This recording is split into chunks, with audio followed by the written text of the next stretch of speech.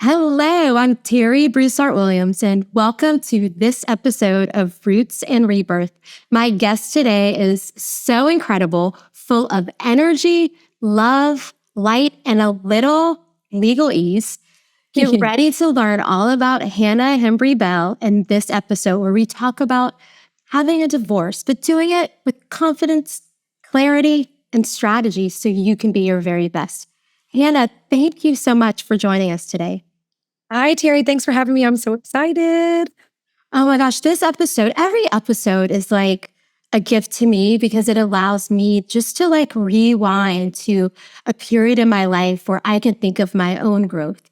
But this one is so special because I got divorced about 2 years ago. And I think most of my friends thought I was crazy.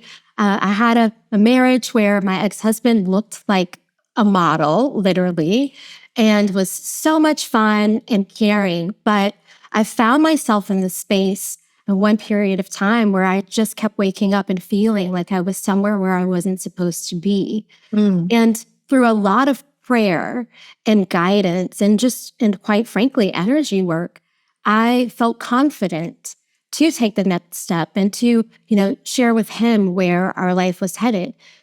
But so many people don't have that just opportunity, one, to do it with confidence, two, to do it from a place where they feel secure financially. And so that's why I love that we're having you here today. And doing a little research about you, I read that you can either choose to make divorce bitter or better. And so I want to start there. Tell us about your story, how you came to a place of where you're allowing people to choose a path and when that might be filled with light and love. Yeah. I think the thing about divorce, whenever people talk about divorce in general, or historically at least, they talk about the hard part and the difficult part and the part that is really, they liken it to a death. And all of that is true. And there is another side to it. I know that because I've been through it myself. I'm divorced. I've been divorced. It's getting close to about 10 years now, I guess. And definitely all of the negative, hard things were true. And then some.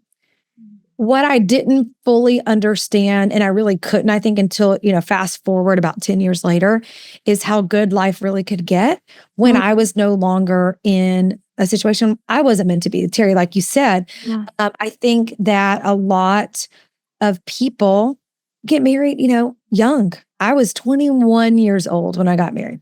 I had not even had my first beer when I got married. And my first beer was on my honeymoon in Canada. And, that gal and the gal I was at 30 when I was getting divorced are just not the same. They might get past each other on the street. And so for me with divorce, it's like, okay, having gone through it and now working with people who are getting divorced in, around Austin and San Antonio at my law firm, I see that there are kind of two choices available to people in this situation. That divorce can make you bitter, or it can make you better and you get to choose. And what I mean by that is, what are you focused on? Because what we give energy to grows. And so what I found is there are some of these people who come in and during the divorce, after the divorce, if you follow on social media, it's like they're still, we all know this person. They're still hung up on it. They're still posting Facebook posts that are like thinly veiled. Wouldn't it be nice if someone, and we all know they're talking about their ex, right? Where there's still no healing, still this tether between them and the situation. And if they're a mom, one of the things that I would see moms do is really get fixated when their kids were going to be with the other parent and get fixated and sort of almost like wait by the door until they got home and then tell their kids, I'm going to miss you so much. Oh my God, blah, blah, blah, and sort of pause and sit in the pain and really the resistance to their new life. And so those people have a really hard time. And sometimes they never meet anybody else. They're miserable. Their world dwindles and gets smaller and smaller. And that, unexpressed anger and resistance can turn into bitterness versus, we've seen like, there's that one Sandra Bullock meme, right? Where like pre-divorce there's the one where she's in that movie with the thing on her eyes and like looking kind of scary. I mean, she can only look so scary. But, and then her like, right, the glow up on Letterman or Stephen Colbert or something. And we've all seen that. And so that option, it's my belief, is available to everyone in a sense of you can choose to use this really difficult, really hard thing to make you better and to assist you in growth and to open up new opportunities to you. That's definitely what it was like for me. I'm definitely, a better person now. And I couldn't have done that, or I can't think of another way it could have happened in the same way without having gone through all of the challenge and all of the difficulty and all of the heartache, not dying, I didn't die, and then using that as fuel to continue to develop and grow after that. So that's how I think of it. And I think it would help people if they made that decision early. Which of these am I going to do? And then you have this standard by which you can make decisions. Like, okay, is this going to help me am I acting like, is it going to help me is this going to be better or bitter? Which is this lead towards, and it gives them that to make decisions, I think. Hey friends, it's Terri. You heard me say that transformation comes from both roots and rebirth. And sometimes that means finding light in our hardest moments. That's why I'm loving Lumankind's Light Through Loss Mindful Mark Pack.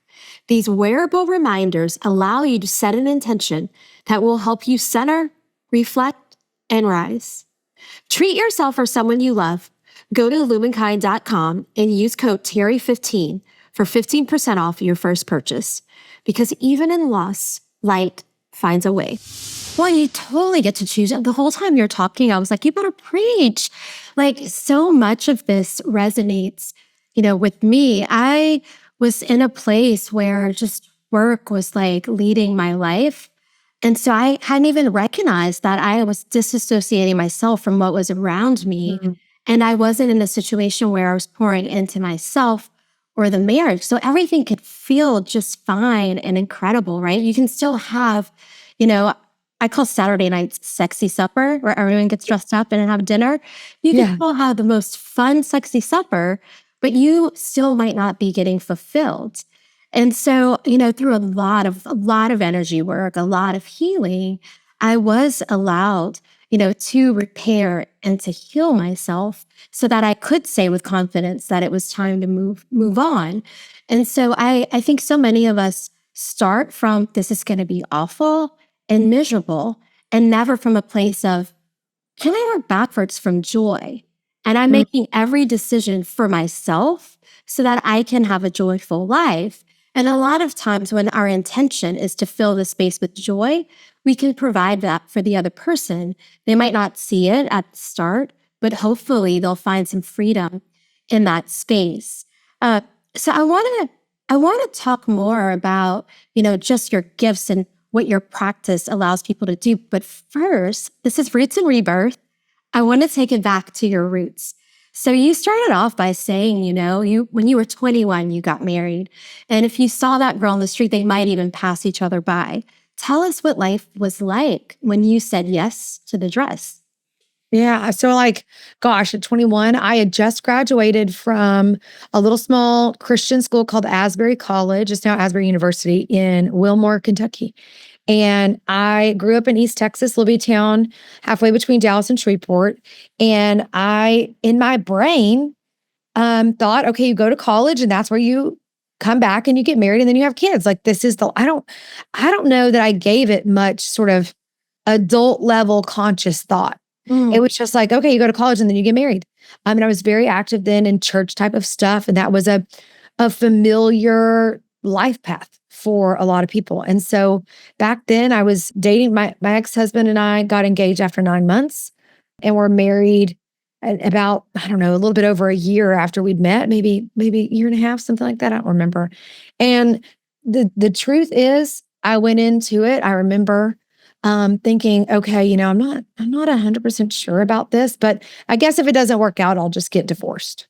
And it was not a well-reasoned decision. Some more time absolutely would have, I'd like to think anyway, I might have made a different decision. I think it was it's really clear to me looking back, like I had no life experience practically. I was in this small town, went to college, a small little college. That's it.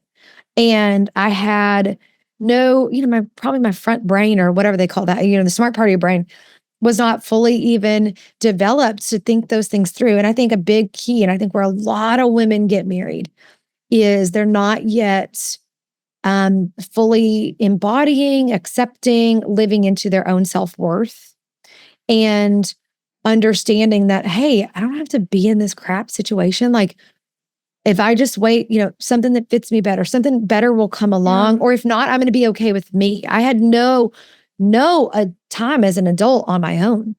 I literally went from college, moved back in at my parents' house and was in May-ish and married in July. It was just, that's not true. I was in DFW leasing apartments for a minute and then married by July. And so there was just no room for me to have those adult moments where you get comfortable on your own and you come home alone after work and you learn what it is to make a life, have hobbies, whatever. I skipped it. I didn't do that. And then I had my first child at 23. So I was married, Wow. year or so later, pregnant. So I went from being a baby to having one. Yeah. Here's what's so wild, Hannah. And, we've got to spend some time together offline. And I told you then, like, oh my gosh, I feel like I know you. Like we hung out before. But even as you unpack that, how you describe that is so true for me. And my path was so different. And so I want to flag this for listeners because, I graduated from college early. I was 21, almost 22, and started working full time my last year of college because I lucked out. I won this apprenticeship program that allowed you to start full-time job making $2,300 or $23,000 a year. Yeah, woo. A lot of money. And I was working in TV. So it was like the reporters in the newsroom were making like 14,000 and I was making like 23, right? Yeah, wow. So it was just like cap and ground one Friday and back to work on Monday. There was no break. And I too was still like a kid, right? And so I accelerated every moment of my career. There was no stop, no pressing on the brake. It was just gas. So I didn't pause to start dating until I was 28. I moved to Austin. And so my first long-term relationship was my ex-husband. It was the exact same for you. And so to a certain extent, I was married to my career first, still didn't have time for hobbies, still never found time just to be alone before I said yes and accepted a proposal. So I think there's something, we might think that you can get married at 21 and have babies by 23 and still find yourself in a space where you haven't fully identified who you are and how you want to move. But the same thing can be true for a woman that has started her career at that same age. And I think you're right. We don't talk about that enough. And, I don't know if this is the case for you, but rebirth happened for me for a variety of reasons. The first was my father passed away in 2017, and I had a major concussion in 2019. And someone told me when I was thinking about divorce, until you put the rocks down, you don't have your hands empty to catch the diamonds that the universe throws your way. And there's something about once you do see abundance, the blessings just don't stop. That doesn't mean that, negative things don't come your way, but there's so much more on the other side. So, you were at that point where you identified that maybe you needed, to see divorce as an option. Walk us through that, what that looked like for you, and what were the steps that you took to get out of that situation? Oh man. I think that for me, it was for women in particular. I can speak for women because I am one. I don't really know exactly like the male psyche of this, but for me and for most women I know, it's not a decision. It's not like Elle Woods going to law school and like, oh, I think I'll get divorced today. It is a process that builds. And I think for me, I had 3 kids. So they were 18 months apart and then 15 months apart. And a little bit of time after that third one was born and things kind of got stable. I started to like look around, and I remember feeling like I wasn't looking forward to anything anymore. Like, working and then you work and then you retire so that you can, I'm like, and then I'm just going to be with him. I'm like, that doesn't really sound good. And it was this state of like, I'm not really looking forward to anything in my life anymore. It was sort of the beginnings, I think, of the awareness. So in case somebody's listening and they're feeling this idea of like, nothing sounds fun. Nothing sounds good. I don't care about going on the trips because he's going to be there or she's going to be there. That's the spot I think it started. And then fast forward, I went to law school and I was navigating, like I'd had a recruiting business before I went to law school and went to law school. And it's like, as once I got to law school, that's when my real like phase one of the awakening started. Because what happened was I was going over to law school in San Antonio. I was commuting an hour and 20 minutes to go to law school during the day. And I had my recruiting business I was still doing on the side at the same time. Wow. And then what was happening was I was in school and doing my business back and forth and in between classes and doing that. And what started to happen was at school, I was treated really at St. Mary's where I went, which is just so good to me, treated like a special fairy princess. Like everyone was so sweet to me and nice to me and thought I was smart and pretty and all these things. And I was treated one way. And then I'd drive back home that hour and 20 minutes and felt like I was a little bit silly, maybe not that smart, could never remember anything, and just not good. And like the two became farther and farther apart. And then I started to think, wait a minute, these cannot both be true. I cannot both be like a special princess and kind of an idiot who can't remember anything and is maybe not that good at being a mom. They can't both be right. And then that's when I probably started to own some of the self-worth of like, they're right. The ones at school, they're right. That's lawyers and people going to be lawyers and smart people and whatever. They're right. And that's how I really identify and see myself. I started to see myself probably for the first time as an adult through their eyes because I'd done really good in school and everything. But then in law school, I thought, oh, I'm going to go and I'm going to make C's. I'm barely going to hack it. But I did real good. And I started to say, wait a minute, it's like that other stuff was not just a fluke. That's who I am. Yeah. And it's owning that worth in me. And then as that happened, and this happens, I think, for a lot of women, as you start to own your worth and what happens is you sort of start to see the world with new eyes. And like, I started to realize, wait a minute, I've let his anger dictate my reality. I ebb and flow around his mood. And like almost overnight for me, I lost my ability to do that. You're mad about that? Sounds like a you problem.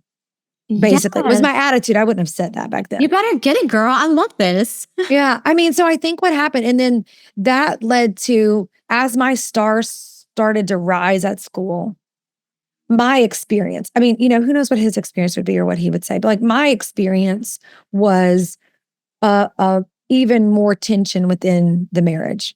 And it just became clear to me that this person, if I met them today, I wouldn't even say yes to a coffee, let alone the rest of my life. And there was one sort of distinct moment for me when I look back. I was turning 30, so I was like 29, about to be 30. And there was this little section in our bedroom then with a little office area. And I remember sitting at that desktop computer. Back then we had desktop computer, scrolling through Facebook and looking at every different photo. You just do that sometimes down memory lane the last year or two and looking at each photo and remember, like noticing we were never standing by each other. Remembering that he was mad for this reason in that one. He didn't want to stop and take the picture in this one. This situation and it's like my brain. And I said, I remember thinking, I wonder when my real life is going to start. And I heard an almost like audible voice. I know it was like the universe, God's, whatever's voice. Hannah, this is your real life. Period. And in that moment, I realized, I'm turning 30 years old. This is it. This is my life. I'm not waiting on something else. And it really, everything started to change from there of like, I don't know what's going to happen. I don't know what I'm going to get. All I know is this ain't it. And that's the thing when you get divorced. You don't know what's on the other side. You don't know. And women will clutch at men, money, drinking, like all these different things to try to get some security and stability of what's on the other side. But the truth is, no one knows. No one knows what's coming on the other side of divorce. And what happens is, you're ready to get divorced when it's okay with you that you don't know. Whatever's out there, I'm willing to accept, because what's in here, what's happening inside this marriage is a no for me. I'm going to bet on me that something out there is better for me. And if you have kids, your kids. Like with the course, My Confident Divorce, that I've created, trying to help women prepare to get divorced without losing their kids, their money, and their sanity. One of the things that we have to start with is divorce the answer to your question? That's where we start. We've made a guide. People can access it at myconfidentdivorce.com/guide and figure that part out. And so what you do is you get in this space of thinking, okay, the best way I know how to say it is when the costs of staying exceed the cost of leaving, it's time. So I help people walk through an exercise to think about what are the costs of staying, and it's not a one-to-one. Because what's it worth to walk on eggshells? Right. It's everything's not tangible. Because as you were laying that out, and again, like your thought process just reminds me so much of where I was, right? It was, really understanding what is it that I want at the end of the day. I want to feel like I'm enough. I want to hear the words, I love you, because that really has meaning in a partnership, right? Especially a partnership that is one of marriage. But even, I'm the girl that ends most of the phone calls, and my friends like, oh my God. Yes. And three, you want to feel like you are an equal part. You don't want to feel like you're, half of a part or a mistress. I have some friends that say, like, I feel like I'm a mistress in my marriage, but you truly want to be there. And I remember getting to the point where I kept thinking, and I really wanted kids, and I couldn't get my ex-husband to say yes, no, maybe so, like, check the box of the MASH game. Like, I got nothing from him. But so it's like the cost, you were talking about the cost, but the cost of not hearing I love you, the cost of not knowing if you're going to have kids, you get to the point where I can't trust you with my future. So I have to own that destiny and working backwards from a place of joy, knowing that I can control this. I can, really plant that seed. So I love that you get women to first stop, get off that hamster wheel that's their life, and take the blinders off and to think very clearly, what is the cost, but also looking at the tangibles and the things that aren't tangible, because I think we forget about the other. Yeah, because what happens, I think, for women in particular, is things got to get so bad to shake you loose. Something's got to happen. If you talk, there's some moment, there's something, and you can use that moment for self-exploration. And my belief in life, our purpose is to become the youest you. That's it. And when you do, you're in your joy, all of those things. But there are derivative benefits of doing that. But like if you're in a marriage and you're not the fullest you don't feel the most expressed or supported in being expressed, then I think that you will probably always feel out of alignment, because I believe our goal is to become ourselves, like fully stripped down version of yourself. And so I think for women considering it, there's a lot of shame and expectation and fear around that decision. And so I'm Terri, you're one, and I'm one on the other side of this to say that it really can be the springboard for a whole new start in life. Because people say all the time, you're a divorce lawyer. Oh my God, you're the worst. God hates you. God hates divorce. Da da. Like, no, I believe in families. And I believe in people individually becoming and who they're meant to be and living their blow the doors off life. I mean, I think so many people go through life and just think that, like I did, when's my real life going to start? Yeah. When is later? I'll do it later. Lily Shepherd says later is a lie. Yeah. And it is. I mean, and so if, the encouragement I would give to all these people, consider if they're in that spot, considering it is like, if you look back on your last 5 years of your life in this marriage, and the next 50 years of your marriage were just like that, or, some version of that, would you make the same choice?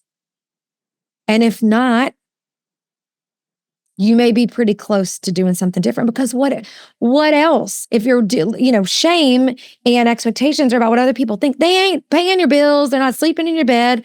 They're not, at the end of the day, going to be the one keeping you company with yourself. Like ultimately, and I think that's why a lot of women in their 30s and 40s do this, because they get a lot more comfortable.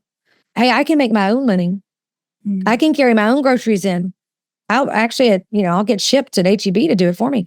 And they then get to look around. And so my wish would be that we would do it sooner, so we don't get ourselves in those sticky pickles, where we have to get out of it, I guess.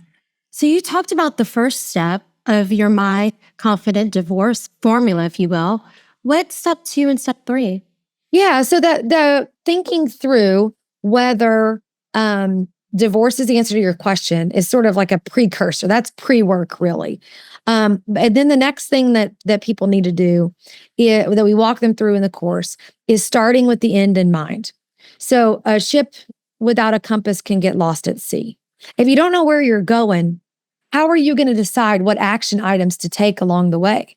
Like, yeah, you can get divorced. I mean, you can be divorced, but the system, the court system, the lawyers, they're going to have their own thoughts about how your divorce should go, how the law says divorce should go. And if that's the case, and if you defer to them, they'll make decisions not from like a bad place, but that the state of Texas says is best, that they think is best with their own judgments or whatever. So we walk people through getting really clear about like your long-term vision and then your short-term vision. So like, where are you trying to be in 5 to 10 years? Where are you trying to be at the end of this divorce? And then you use all of those connections to your North Star and come back to the beginning and make each decision along the way. But so many people skip this step. They do not do it. They will just tumble in because divorce is like a life preserver, because they've been thinking about this for years, and they finally make the decision, and then they hold on to it with both hands, just like, whatever, make it over, make it stop. I'll get divorced. I don't care. He can keep everything. I'm sure her women even say that. Oh, I was like, you can have everything. Right? Because it took you so long to get there. But that's not smart. You're That's right. not what us adult women need to be doing. That's what the idea with the course is. No. Okay. So tie a knot at the end of your rope and hang on a minute. We need to get a strategy and a plan, because otherwise you can be easily manipulated, taken advantage of. You can leave money that's yours on the table. You can maybe lose time with your kids. And so we start with a zoom out. I always want to do that, like zoom out. Where are we trying to get to? So that we can then reverse engineer the steps you need to take to get you where you're trying to go. That's so beautiful. You start off by saying that you believe in families, and I know that you specialize in working with women who are mothers and want to get divorced. For those that are listening, do you work with single ladies or dads or single guys, or do you just specialize? Yeah, so there's kind of two sides to what I'm up to. So Hembree Bell Law is my law firm, and we work in Central Texas, like around Austin, San Antonio. We go up to Waco and everything, and we help marriages end well. And we have people ask me all the time. We have about half men and half women that we work with, and probably some non-binary people. But it's about the same. I mean, I always say that I work with women and good dads. I love that. Guys. Yeah, I mean, but some of my favorite clients ever, my friends on Facebook, we text each other, have been really great dads. Now, so that's on the one side. The other side is the My Confident Divorce universe. And that's tailored specifically to women. And I am pro guys. I mean, I just think the world needs more embodied masculine men. I just don't know how to talk to them, right? Because I'm a gal. And so You're a princess. The princess. I work with women on the prep work and through the course and everything. I love that. And also just to, chatting with you when we had coffee, you also help women from a place that maybe they can even afford it to begin the process. Yeah, I that's the love thing. that. Divorce is expensive. It just is. It's the nature of the way that it works. And so one of the things I found at the firm after working with, we've worked with thousands of families, is that a lot of women come in more than men. Men, they get their stuff together pretty quick and get a strategy and a plan in general. Women don't. They will come in with no clue whatsoever. And I was telling them the same things over and over again, because like once you've started with the end in mind, you've got to become parent of the year and be able to prove it. You need to create a plan for your exit, your all but done plan. And then you need to get your divorce notebook together with all of your stuff, right? This process, so many women come completely unprepared to be able to do it. They come at their wits' end, not having the emotional, mental capacity to do it. And then, the other thing was, I was telling these women the same thing over and over, but I can only work as a lawyer with clients in Texas. And so I was like, look, there's gals in Louisiana and Mississippi, everywhere, Maine, California, who need the same prep advice, because the advice is the same to get prepared, even though each state has different laws, And so that's what, with my Confident Divorce, I was able to take it across the country and get the advice, because I have people on my social media all the time asking me a million questions from all over. And so it was kind of born from that. And then to keep the price point down, less than the cost of one billable hour with a lawyer. And you get in the course, like over 6 hours with me, like 8 different proprietary resources. They just do not exist out there to help you get super duper clear and prepared so that you're not overwhelmed, so that you're not afraid, so that you're not manipulated because you just don't know. And you're believing a lot of guys in the divorce and these kinds of situations will come in and just tell this woman all kind of lies. And she believes him because she's been in this habit of this fiduciary relationship with her husband and believing what he says. And half the time, what I'm saying is that's not true. He's lying to you. He's trying to scare you. No, ma'am. No, ma'am. No, ma'am. Oh my gosh, I love you so much. We're coming to the end of our time. We're coming to the end of our time, but there are 2 things that I want to do before we close. One is I want to talk a little bit about how you build your business, and I also want to have a little lightning round with you to learn a little bit more. Yes. But, one thing that you and I have in common is like we believe that we can hold love and light at the same time. We bring, all of us and our intuition to our work each day. And so you have had like this incredible professional career. You owned a recruiting business. You now have had this incredibly successful, like in the top 3 successful family law practices in Austin and San Antonio for the last 8 years. That is not easy to do. And so can you walk us through just some of the tools you use to bring all of you, what you carry inside along with your smarts? Like, how do you show up and just create the magic of what is your law firm? Yeah, I think more than anything, I keep an open mind. That's probably my best asset. What does my friend say about me? My friend Elliot, he says, strong beliefs loosely held. Oh. So I have a lot of strong beliefs, but if it becomes clear to me that the belief is misplaced, I will abandon that immediately. I don't hold on to bad ideas, bad information. I don't resist the truth. I always say we don't ask for the truth and then get mad at it. Oh, that's beautiful. And I think that that's the thing. So like, I also didn't bring a functional fixedness to how to run a law firm. I started family law, the firm. I was in big law at first when I got out of law school and did employment law. And then based on my own experience, decided to start the firm. I really started it based on just my own experience. That's pretty much it. And so I was able to learn along the way, but I kept an open mind. I wasn't stuck on how a firm was supposed to be run and what it was supposed to be done. I think I also stay abreast a bit of the tech. Like what we say, we're tech forward.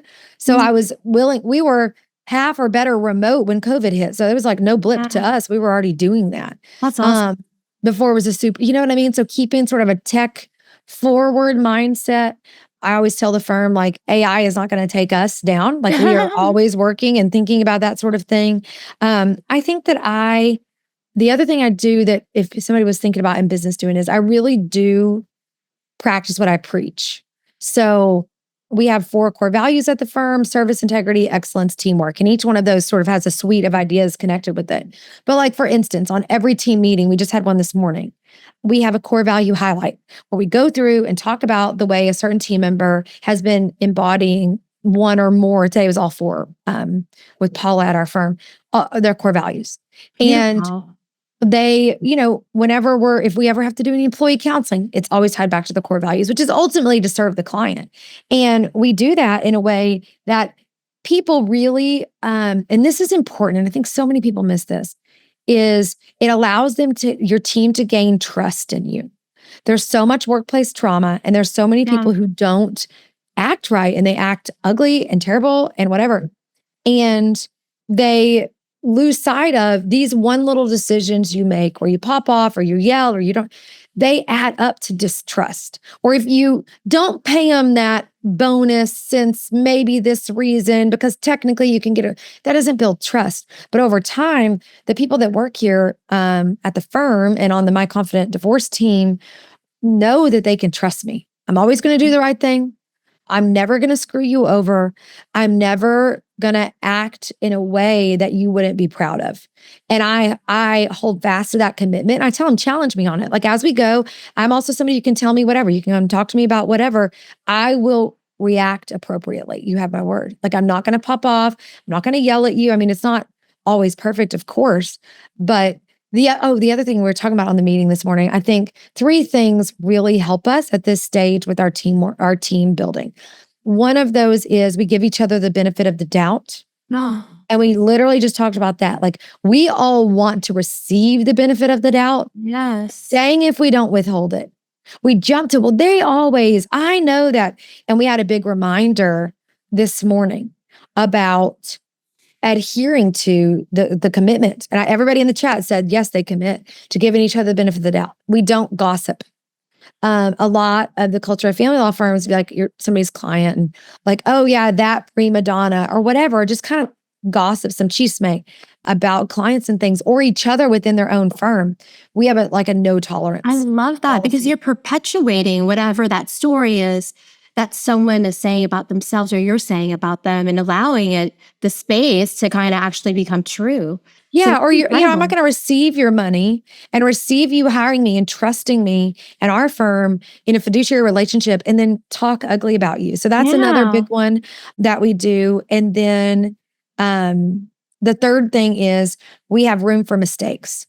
And I think this is really important. Like we rolled out some new tech updates this year and I had the bright idea to do all three big things we needed to do at once. This is a terrible plan in case you're wondering. And in doing that, mistake might be strong, but like there are other better ways to do it. And I love it. I love that I get to demonstrate, oh, well, guys, whoopsie doopsie, that was not my best moment. I'm sorry. We will think about it. We've learned. Also, when I model that way, when they make a mistake, they forgot to return this call, whatever, no one's going to name and blame and shame you. We're just going to figure out, is the client okay? What do we need to do to protect the client? What do we need to do to make sure that this never happens again in the future? And like, what support do you need to, safeguard yourself against something like this? I think those three things as a team allow us to have co-created this really special place. And that's sort of some of the things, if you're starting out with a business, to get clear on what those things are for you. I wasn't clear in the beginning, to be honest. If you would have asked me, I wouldn't have known, but they've definitely over time appear again and again. So being available to catch what those are. Oh my gosh. Okay. Lightning round. Okay. Ready? Vacation, city vacation. Okay. What was it? Sorry. Beach vacation or city vacation? Beach. Meditation or crystals? Meditation. Favorite thing to do with just you and your husband alone? I just like talk in our TV room. Like I love the moment right before we're going to watch a TV show or a movie or something. And we just like end up just talking and stuff on a Friday night. We have this these cool like TV room recliners. We kind of sit in and going to be watching some movie or something. And instead we just talk for a while. It's my favorite. That's so sweet. So sweet. Yeah. Hi, it's me, Terri. You know, transformation doesn't happen by accident. It's a daily practice. And Best Self Co. gives you the tools to live with purpose. From guided journals to productivity decks, every product is designed right in my hometown of Austin, Texas, to help you dream bigger, reflect deeper, and take aligned action. Visit Best Self Co. and use the code Terri for your special percentage off. Your next breakthrough starts with one small step, and today is a beautiful day to begin. Favorite thing to do as a family?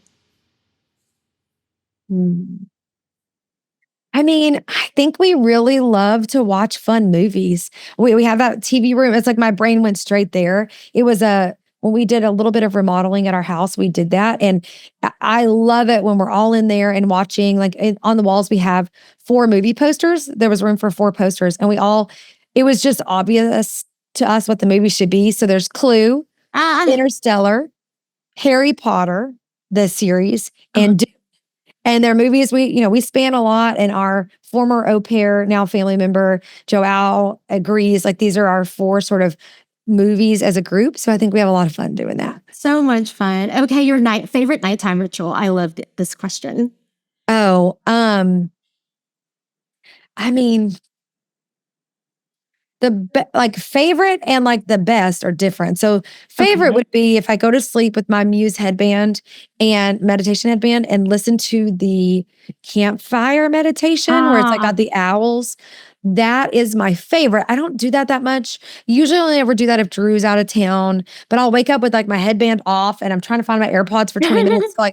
But the most beneficial thing I do is when I stop, no matter what time of day I'm getting to bed, no matter what time of night it is, and read for at least 5 to 10 minutes to just sort of settle and calm down. I find that makes the biggest difference versus it's 11, I really got to go to bed and sleep now. And then I have a hard time going to bed, So that's probably the most beneficial I do. I love that. So my new thing since December has been these Oslo earbuds, OZLO. Okay. I use Insight Timer and I do a 2-hour meditation and it guided. So the guided meditation puts me to sleep. And when that ends, it goes automatically to the sound on the Oslo earbuds. And I like airplane because I'm on airplanes all the time and I can fall asleep. Oh yeah, you're used to it. Yeah. So that's my jam. I love it. And amazing. I love that. I'm obsessed with magnesium lotion on my feet these days. Okay. Which kind? I love Sweet Bee Company. It's a female-owned company out of St. Louis, and it smells like lavender. Put that on. My feet are so soft now, and I just ease into the night. Oh, nice. Okay, I'm going to need a link. I will get that to you. Yay. I can't thank you enough for spending time with us today, reminding people that divorces can end well, and that you're there to help them with confidence, clarity, and strategy. So they're going to start with the end in mind. I want to encourage everyone to follow you on Instagram. What's your Instagram handle? Yeah, so Hannah Canna. This has been something I've said my whole life. So Hannah, Hannah, Canna, the same with the C, Cannah. Always can get things done. And there we'll have information about the My Confident Divorce course, and they can visit myconfidentdivorce.com/guide, the /guide to get the information if they want to be thinking about if divorce is the answer to the questions they're asking or not. But I'd love to see them in there, comment. I'd love to know what they thought about the show. I think I would just love to connect.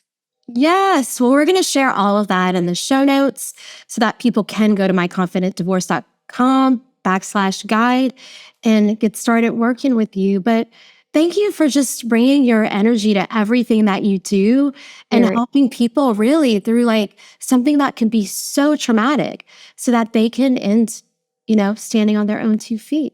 Oh, thanks, Terri. Well, I appreciate it. Thanks for having me on. Love it. Thank you.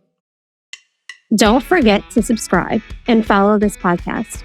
You can find me at all things Terri Broussard Williams and movementmakercollective.com. Hey, y'all. Hey, now you know all this stuff, but before I go, a reminder, the content shared on this podcast is for informational and educational purposes only. and should not be considered professional advice. Okay, that's right. I am no professional. If you need a medical, mental health, or other professional support, please consult a qualified expert. Till next time, I'm cheering you on.